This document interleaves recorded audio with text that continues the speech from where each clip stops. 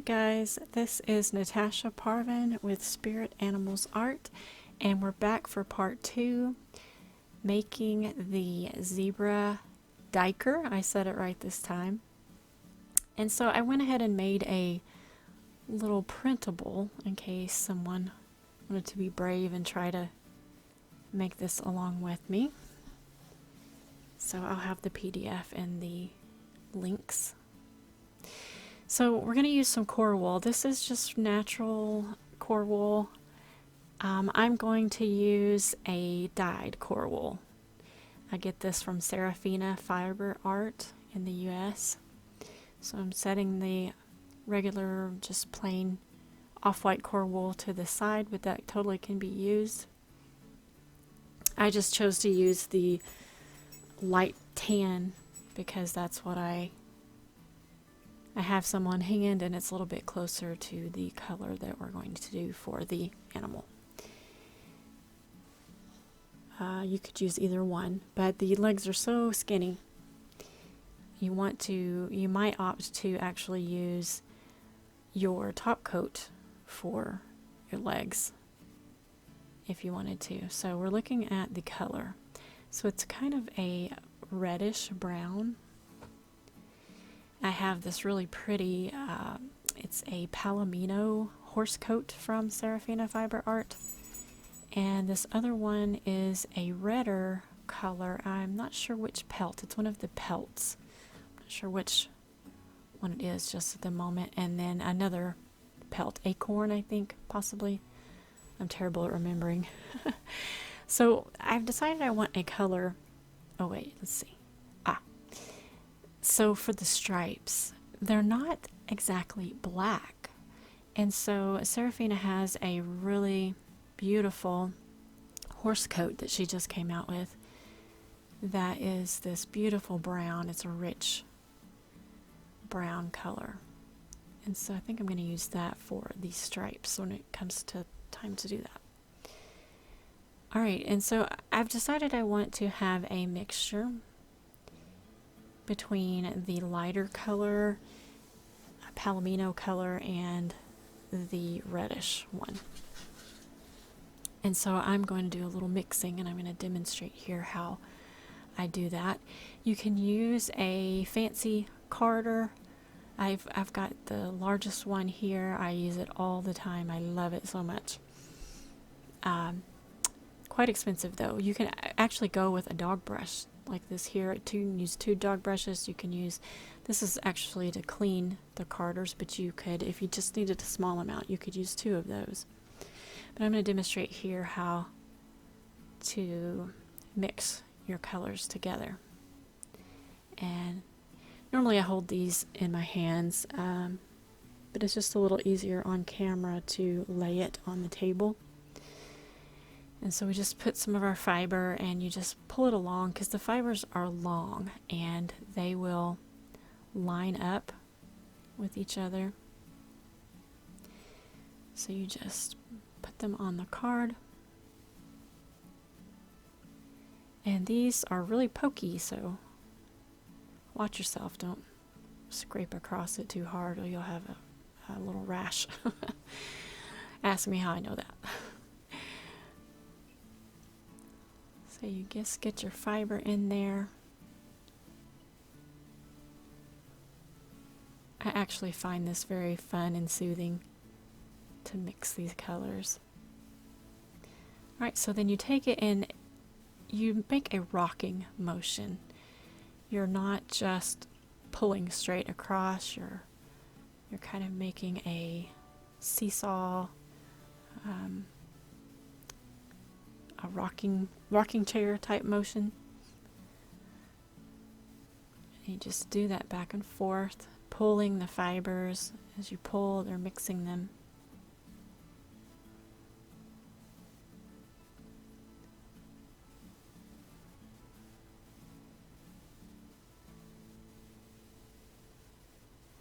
And so I did this several times. I just wanted to do it a few times on camera to give you guys a sense of how it's done. So you basically just do this till you have about the amount that you think you will need. You may have to do it several times to get more than one bundle. See here I have 2 bundles. And so this is a color that is somewhere in between those 2 colors. It's in between the Palomino. It's not quite as light as the Palomino and not quite as dark as the, I can't remember what color that is. I will have to look that up, and when I figure it out, I will put it in the links below.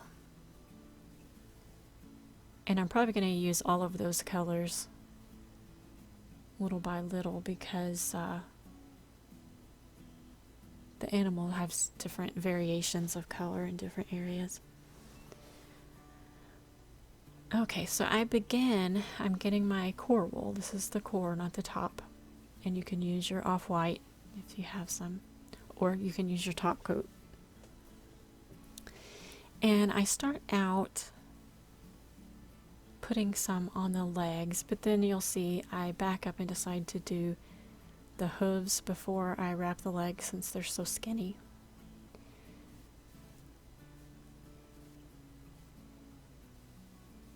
Nice thin strips.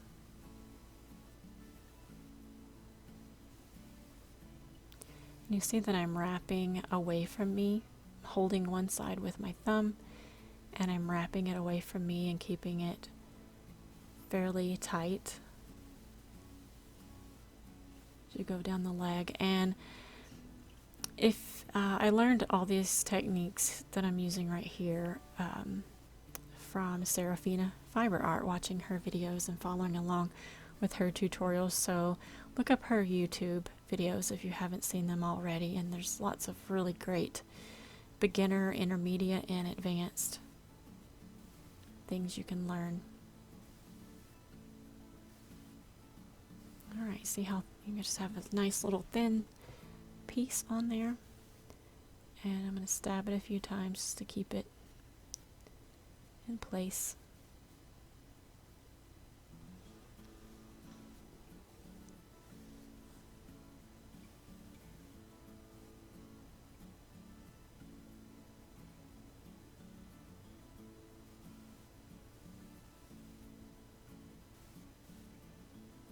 So here in a minute I'm going to be looking at the hooves, and I was going to save the hooves to a little bit later to make sure I had them long enough, but then I decided they're so skinny and little, there's not really room to add a little here, add a little there. So I decide that I'm going to go ahead and just take care of this. And there are multiple ways you can do this. Here I'm just deciding how big I want it to be. So you're wanting to fold your ends in and clamp it down. So you just kind of get it even, and it can be longer than you plan to keep it, because when you start wrapping, you can wrap that piece to be not quite so much hoof. And there's different ways you can wrap the hooves. You can wrap the hooves with fiber, and some people dab a little glue, super glue or craft glue, to keep it in place as they wrap. But I found what I really like to do is I like to get some florist tape, and I've discovered they have different colors. They don't have just green. And so I have white and brown primarily, and you can wrap these little hooves, beaks, and things with that to kind of get the shape that you want, get the wire covered, and then you can Mod Podge if it's a small thing, and that keeps it in place. Mod Podge or wood glue, or even Powertex. Powertex is a little bit stiffer than glue. I kind of like the Mod Podge for certain things like that because it is not quite as stiff as the Powertex stiffener. But and I've done it both ways. Sometimes I will wrap the appendage, the hoof or horn, in the florist tape, and then I will wrap it with some wool, and then I will put the glue or Powertex on it. And there's also wax. You could do a wax method. So there's many different things. You just have to experiment. And if you're just using the supplies that you have on hand, you may have craft glue on hand. You may not have the florist tape, so you could just use your fiber and a little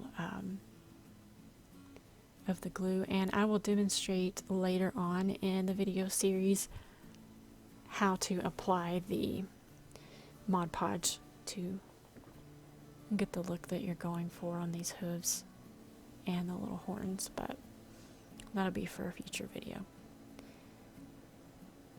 So here I am. I'm just fiddling, making sure I've got everything pretty much like I want it to be.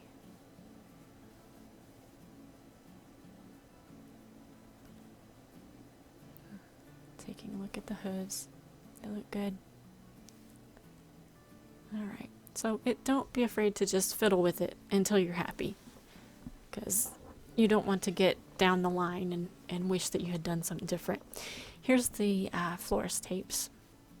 The white, if you could actually put on there and then color whatever color you need it to be, brown or black.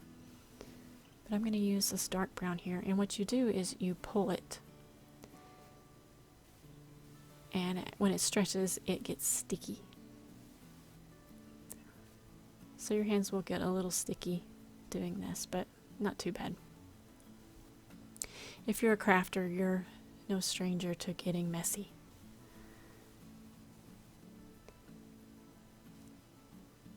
So I'm just wrapping. And like I said, this doesn't have to be perfect. We're just getting it covered. We're kind of shaping it kind of like we would if it was clay or something like that. Only a little tiny fraction of these hooves are actually going to be showing in the end once we get all the fur on. So we're just laying the foundation here.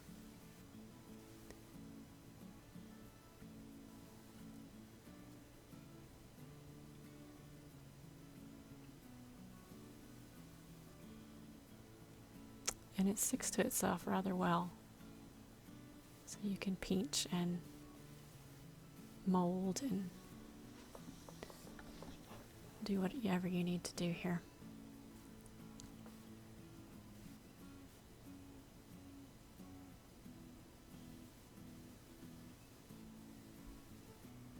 And I just do each little foot, each little hoof.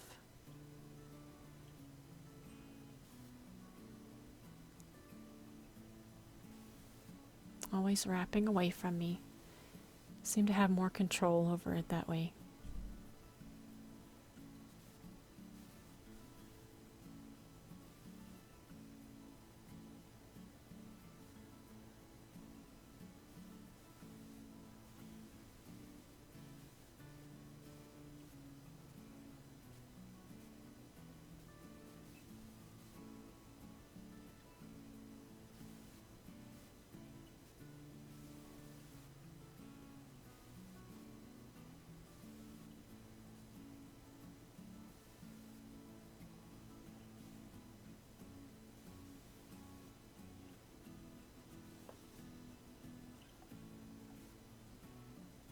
These are some tiny little hooves.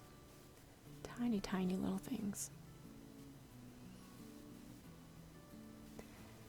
And you see how that's spread out in a V. That won't be that way when we get finished with it, but leaving it that way for now is fine. We'll put it into the position we want when we get to finalizing the legs.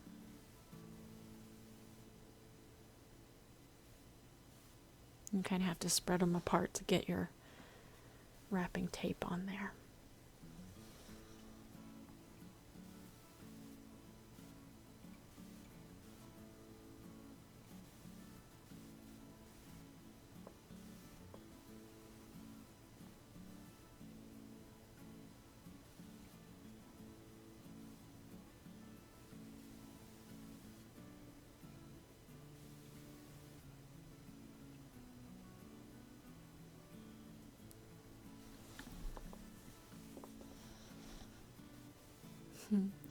One more little hoof to go. And I thought about speeding up this video and just letting it be a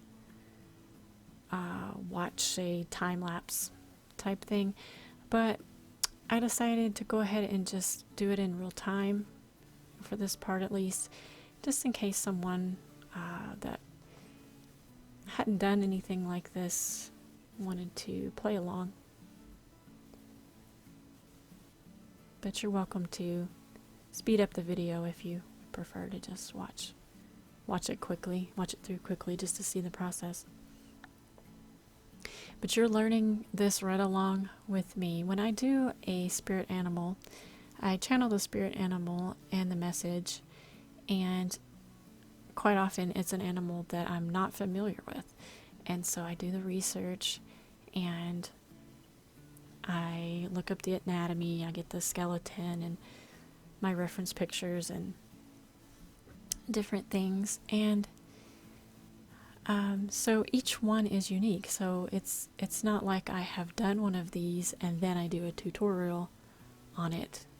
You are seeing the raw discovery of this animal, so I think that's pretty cool.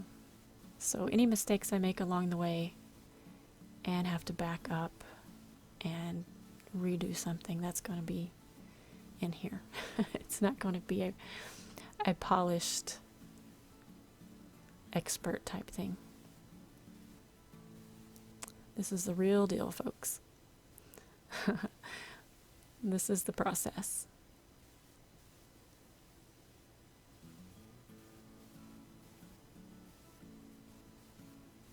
So I'm wrapping the next leg, and this is just the first layer going on, and these little legs are so thin that the next layer I put on is going to be top coat. So this is just the underneath layer, and when we go through this again in a future video, it's going to be the final color because we don't have a lot of building up to do on these little legs. The zebra duiker, I've been reading up on it, and it's a pretty fascinating little critter. The word duiker is Dutch, I believe it said, and it's for the word diver because they're pretty skittish. They hear a sound and they dive into the bushes, or they're kind of like they're small antelopes, so they're kind of like little bunny rabbit antelopes, it seems. You come along and they dash into the bushes. And the zebra duiker specifically has those stripes on it to help them blend in. If you're a prey species, that's very handy to not be discovered.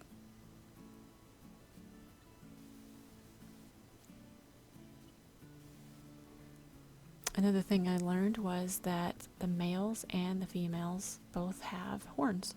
The males are just a little bit longer. And they use those teeny tiny little horns to defend themselves. So they would prefer to dash into the bushes, but backed into a corner, they can use those little weapons they have on their cute little noggins.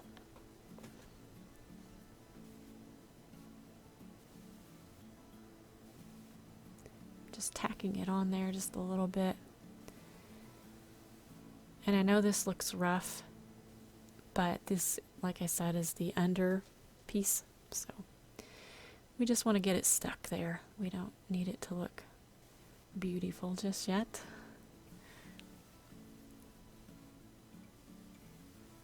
And here we come to the back legs, and if you'll remember the other video, I was able to use some of the extra wire to make that bone that protrudes up the back of the leg there.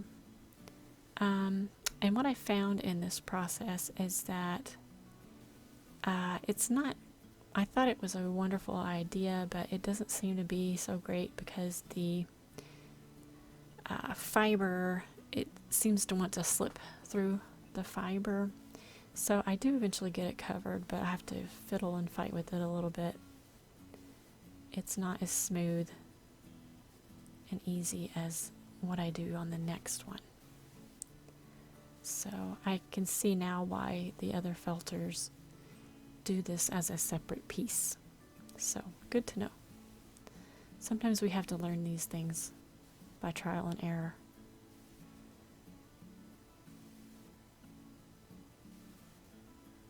And I decided here to go ahead and put a little fiber through the middle, which is what I do on the little reindeer that I make. So I'm doing that in a similar process. That's just helping secure all of that on there.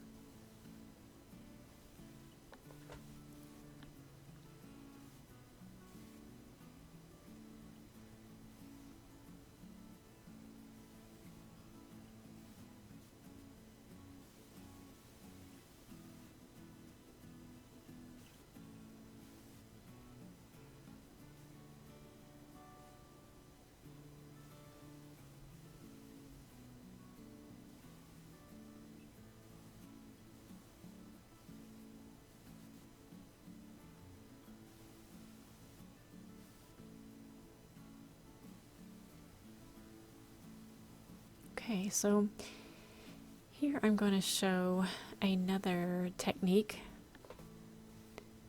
for adding this piece. And so I have a piece that was clipped off from making the armature, and I'm just wrapping some fiber, some of my core wool around it, getting it covered up.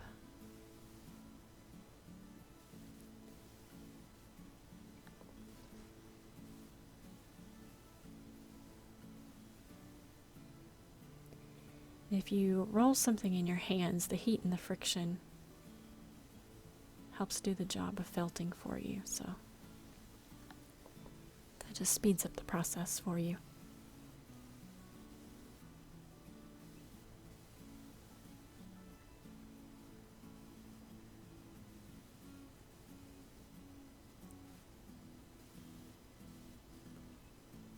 So I'm just putting that on there and letting it stick up in the back just like the other one.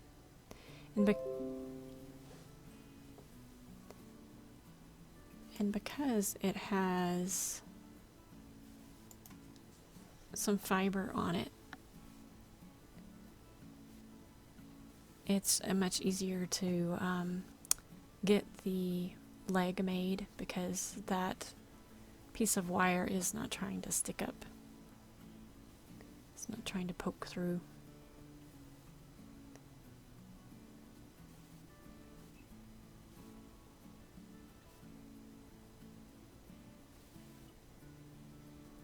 I let my core wool get a little fluffy on the end, but no biggie.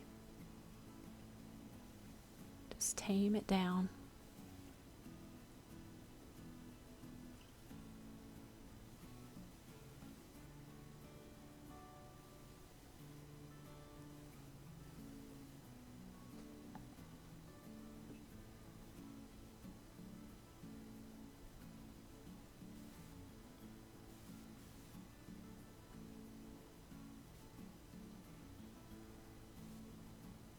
Kind of hard to remember making a video to stab where the camera can see you. When I'm felting, I kind of get in my own little world and I don't know what I'm doing half the time. So I've had to really be conscious making this video.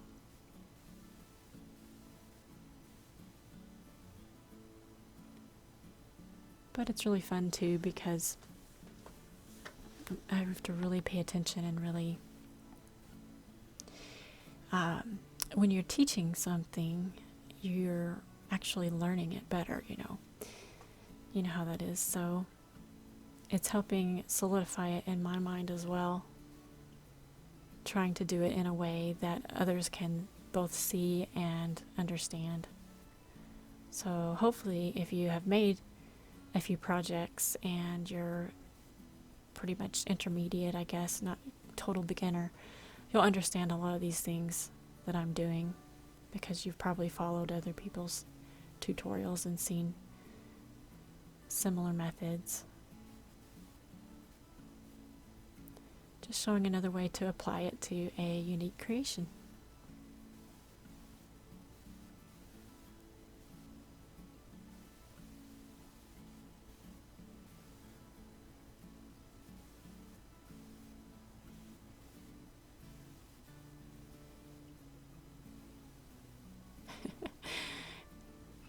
The bends are always tricky parts. Trying to remember how to wrap the little bends. And on this creature, that part is pretty thick, so I was trying to build it up thicker without building the actual leg thicker.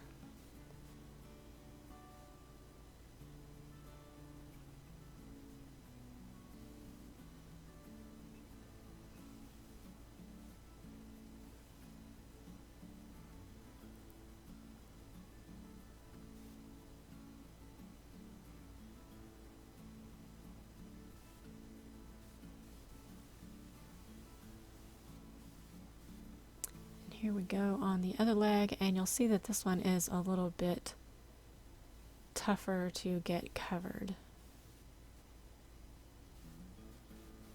It's easier in the beginning, but it's tougher toward the end. So I think in the future I will add the bony pieces separately.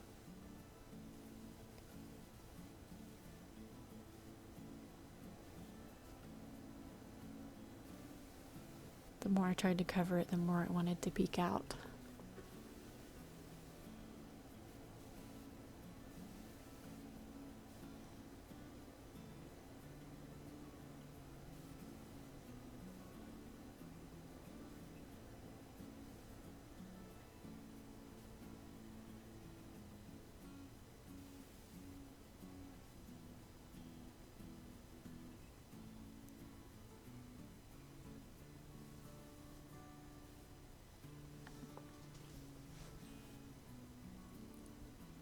Oop, I'm off camera.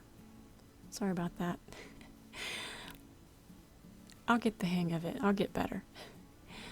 This is a first time trial run kind of thing.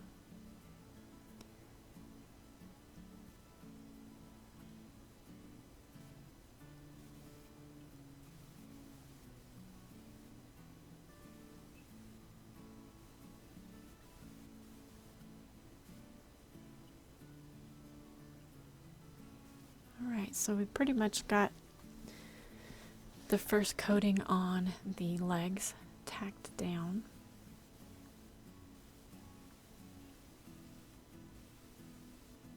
Just trying to get some fiber on that wire.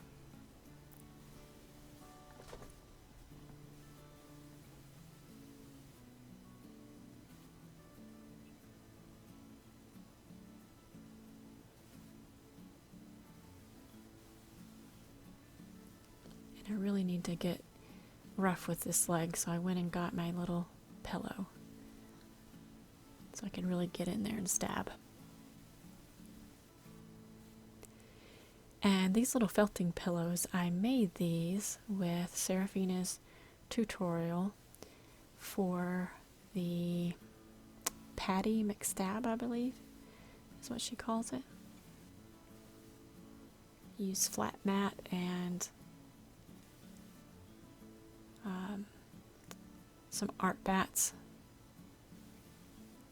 some fiber fill, and you create your own stabbing surface, and I really love it. It's my favorite. I like it so much better than the rice bags. The rice bags were good, but I ripped a hole in mine pretty quickly, and I had the giant one, which was really heavy and kept sliding off my table. The pillow ones are so lightweight. You can throw them in your bag. You make different sizes. They're really awesome. And my pad underneath, the big one on the table, that's from Living Felt. That is their, I can't remember the exact name, but it is like Echo Soy or something like that. It's made out of soy, and it's really thin, but it heals when you poke into it.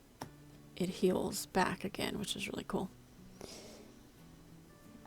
So I really like to have that on my table surface so I can do some work just on the table too. So we've got part of the spine and the little tail nub covered. We're going to work up to the chest here in a minute. And I'm going to use Seraphina's signature chest crisscrossing. I learned that in the Seraphina fiber art videos. Hopefully I'm on camera so you can see it. I'll do it again here in a minute. Maybe you can see it. There we go.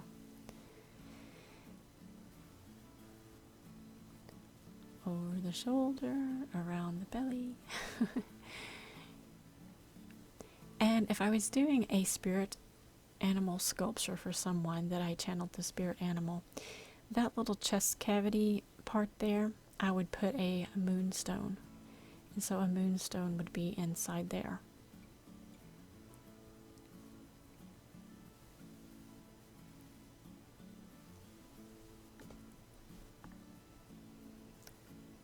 I'm going to do it again. I think I show it better this time. Yes. So over the shoulder, under, around, over the other shoulder, and up the neck.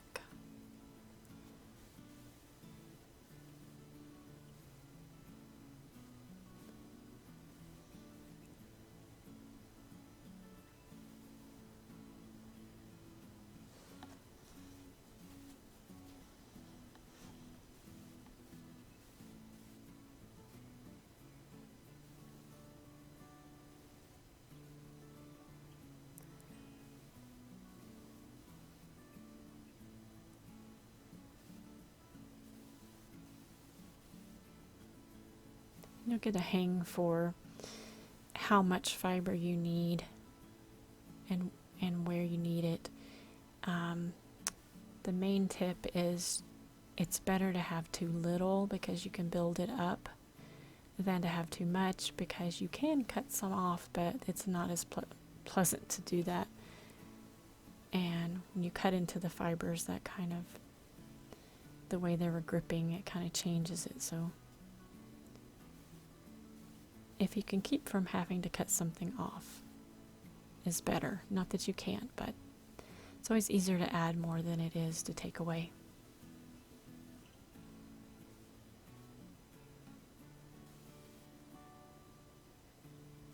He looks like a little skinny antelope.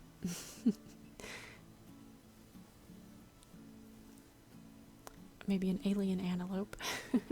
They always go through a really wonky stage. It's always funny, and that's usually the stage where you're wondering, oh boy, what is going on? But just keep persevering. Don't get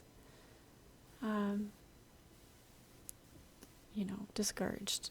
Just keep going. Just keep stabbing.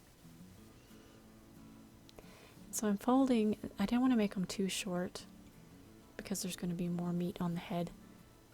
But I'm folding the little ends down so they're not pokey. And this wire is pretty stiff, so I need some pliers to help me with that.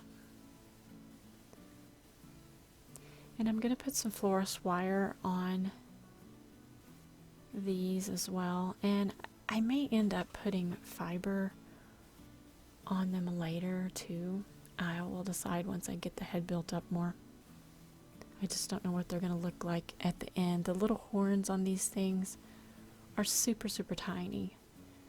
But I don't want them to get lost. So in case I need to add a little bit more in the end, I'm just going to give myself some leeway to do that.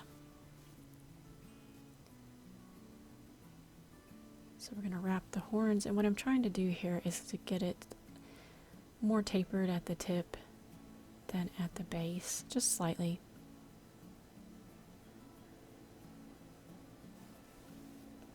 I want to get enough on there to cover the wire.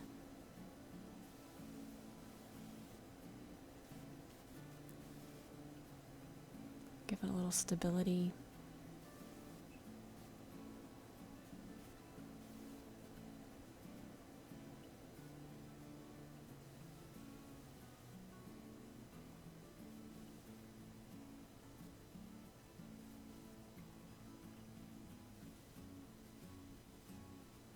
And the reason why I didn't have a supplies list or anything at the beginning of this project, I'll make one at the end and post it. But the reason why I didn't have it at the beginning is, like I said, you're along for the ride. This is how I make a sculpture. I just find what I need to make and I just go for it. So when all the videos are complete, then I will make a list of everything that I used.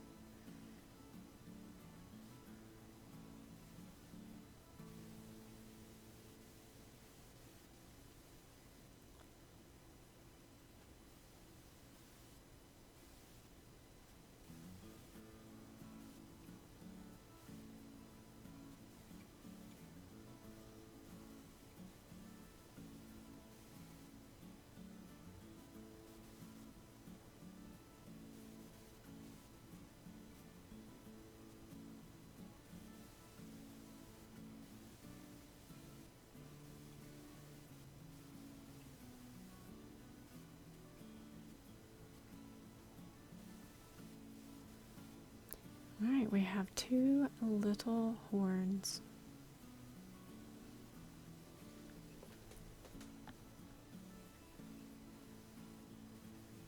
Alright, good start.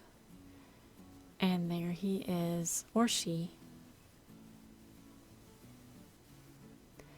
And here I'm just showing what we're going to use in the future. Mod Podge, decoupage, crafter's glue, something like that, and a paintbrush and a little water. But we're going to save that for a little bit later. Get him some more meat on his bones first. Thanks you guys for watching, and until next video, see you again.